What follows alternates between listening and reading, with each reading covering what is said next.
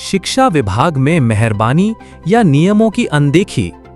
उत्तरकाशी में 42 शिक्षकों के प्रमोशन पर उठे गंभीर सवाल। उत्तरकाशी शिक्षा विभाग की कार्यप्रणाली को लेकर एक ऐसा मामला सामने आया है जिसने पूरे विभाग में सवाल खड़े कर दिए हैं।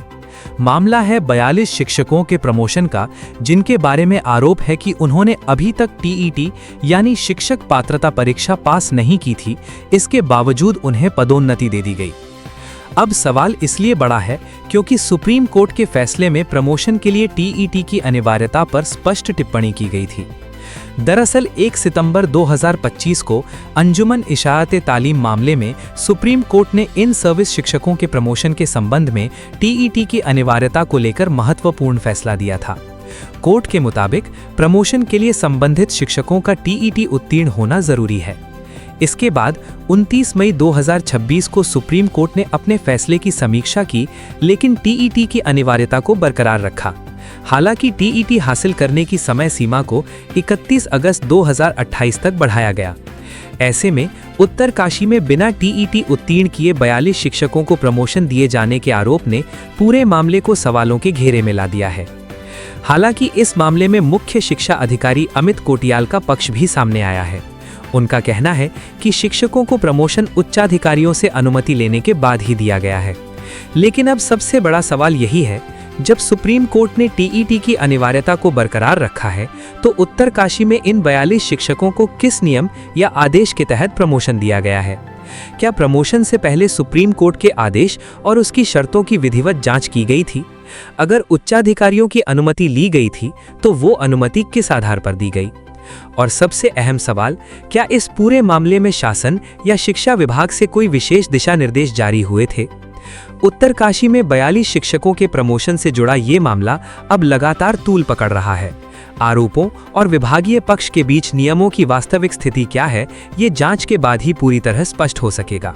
फिलहाल इस मामले ने शिक्षा विभाग की कार्यप्रणाली और प्रमोशन प्रक्रिया की पारदर्शिता पर गंभीर सवाल जरूर खड़े कर दिए हैं।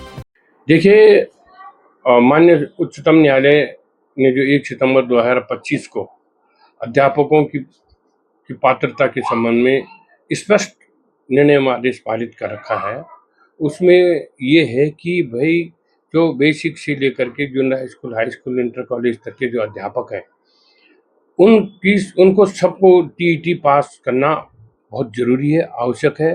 जो लोग टीईटी पास नहीं कर पाएंगे, उनका प्रमोशन में कोई लाभ नहीं दिया जाएगा।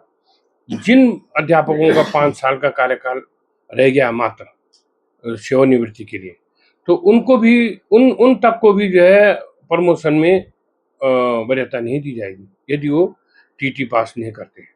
हालांकि उनके लिए आवश्यक नहीं है कि वो टीटी पास करें, उनके लिए उनको छूट दी गई है। जिनका 5 वर्ष के अधिवर्ष की सेवा काल रह गया हो, उनको टीटी से छूट दी गई है।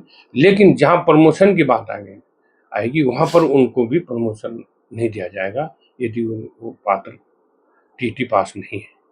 और अब बाकी जो अन्य उनसे नीचे जितने भी अध्यापक जो कार्यरत हैं, जिनकी लंबी सेवाएं हैं, उन सब के लिए जो है ऑनरेबल सुप्रीम कोर्ट की स्पष्ट गाइडलाइन है, स्पष्ट निर्णय पारित कर रखा है कि उन सभी को जो है अब टीटी पास करना अनिवार्य है।